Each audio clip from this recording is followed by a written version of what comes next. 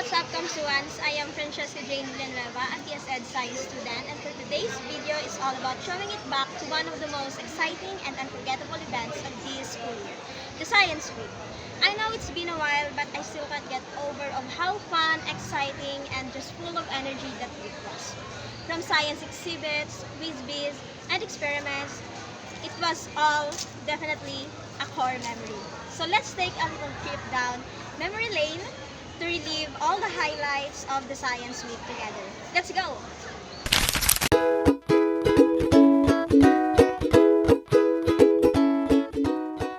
The organization of science students and enthusiasts wrapped up its week-long celebration of Pasandayag sa Siyensya, the official Science Week event for the 3rd Kamsu Foundation Week, which took place from May 13 to 16.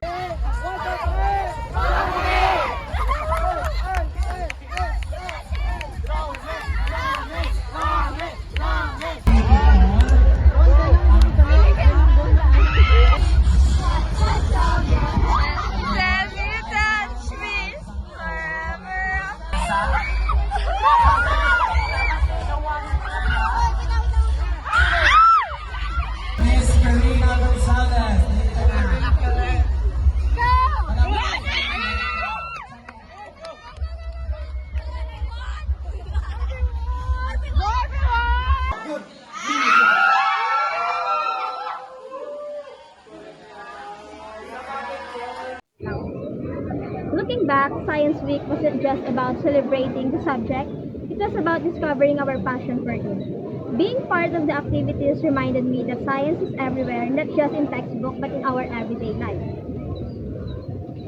In the way we think and in the way we solve problems. My takeaways: never stop asking questions. Never stop being amazed and always stay curious because science isn't just a subject, it's a lifeline.